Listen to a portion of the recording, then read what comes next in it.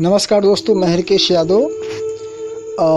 मैं कुछ महिलाओं के विषय में बताता हूं जिनका व्यक्तित्व काफ़ी उदाहरण प्रस्तुत करता है हम जैसे सामान्य व्यक्तियों के लिए और महिलाओं के लिए भी। तो सबसे पहले बात करते हैं सरोजिनी नायडू। भारत कोकिला के नाम से विख्यात सरोजिनी नायडू का जन्म हैदराबाद में 13 फरवरी 1879 को हुआ था। वह अखिल भारतीय कांग्रेस की पहली महिला अध्यक्ष और आज़ादी के बाद संयुक्त प्रांत अब उत्तर प्रदेश की पहली महिला गवर्नर बनी। हम बात करते हैं राजकुमारी अमृत कौर की। तो कपूरथला के शाही परिवार में 2 फरवरी 1879 को जन्म हुआ था। स्वर्गीय जवाहरलाल नेहरू की पहली सरकार में वह कैबिनेट मंत्री रहीं।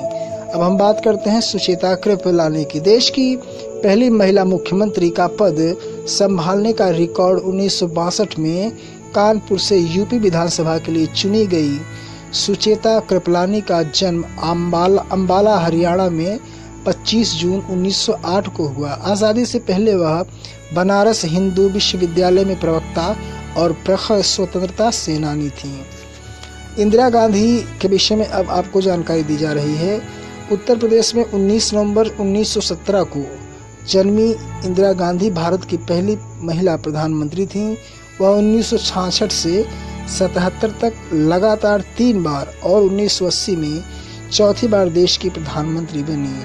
31 अक्टूबर 1984 को हत्यारे की गोली खाने से पहले आखिरी सांसें लेने तक वह 15 वर्षों तक देश की प्रधानमंत्री रहीं।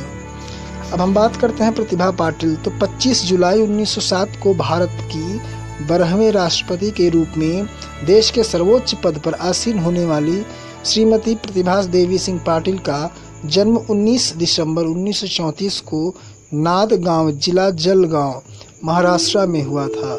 वह भारत की पहली महिला राष्ट्रपति हैं। राष्ट्रपति चुने जाने के पहले वह 8 नवंबर 2004 से राजस्थान की राज्यपाल थीं। अब हम बात करेंगे नजमा हेपतुल्ला की। तो भारतीय स्वाधीनता आंदोलन के अग्रणी नायकों में से एक मौलाना अबुल कलाम आज़ाद की पौत्री नजमा हेपतुल्ला का जन्म भोपाल में 13 अप्रैल 1940 को हुआ। वह जनवरी 1985 से 1986 तक और पुनः 1988 से 2004 तक राज्यसभा की उपाध्यक्ष रहीं। इस पद पर पहुंचने वाली वह पहली महिला थी। अब हम बात करते हैं जयललिता। तो सुश्री जयललिता के नाम से लोकप्रिय सुश्री जयललिता जयराम का जन्म 24 फरवरी 1984 को कर्नाटक में हुआ था, मैसूर में। ऑल इंडिया अन्ना द्रविड़ मुनेत्र कझगम की प्रमुख सुश्री जयललिता तमिलनाडु की पूर्व मुख्यमंत्री और विधानसभा में विपक्ष की नेता थीं। फिल्मों से राजनीति में आई जयललिता अन्ना द्रमुक की प्रमुख थीं। अब हम बात करते हैं ममता बनर्जी की। तो पश्चिम बंगाल की मुख्यमंत्री ममता बनर्जी का जन्म 5 फरवरी 1953 को पश्चिम बंगाल में हुआ था।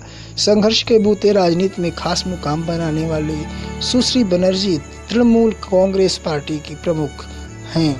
अब हम बात करते हैं मीरा कुमार की।